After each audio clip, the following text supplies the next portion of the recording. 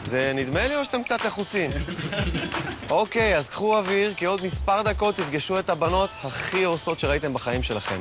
אבל אחי, תאמינו לי.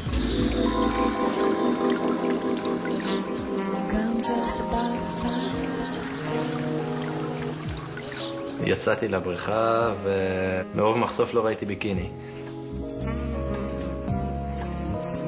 שדיים, שדיים, שדיים, שדיים.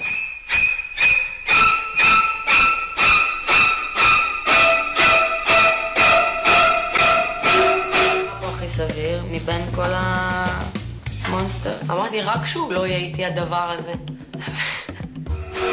פתאום הציקו לי בטלטלים, ומה כזה ככה בגישה שנראה לי לחבק, לנשק, לא יודעת מה. ואמרתי כל הזמן, כאילו אמרתי לבנות, אתי מיציק, אתי מיציק. לא, בגלל שאת עשית את אתי מיציק, בסוף אני מיציק. הכי גרוע שיכול לקרות זה שכולם יצחקו עליי, ואז אני אברח משם וידרסו אותי. זה הכי גרוע. נראה לי זה פה בסביבה, תל אביב. אני מסתכלת, אני אומרת, מה זה כל הדברים האלה לי לשמור, מה הם יעשו לי עליו? לבנון זה גם כאילו משהו כזה. כנרת, בטוח שזה למעלה, אבל איפשהו פה.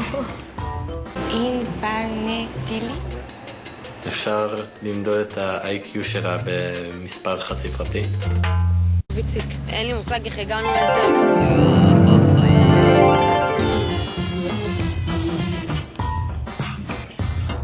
זה לא ממש יוצא ככה, פשוט כאילו אנחנו מוקפים מהירדן, סוריה ולבנון באמת זה קצת הפתיע אותי לגבי עצמי, זאת אומרת, אולי הכמיהה לכל העניין הזה, מצאת ביטוי.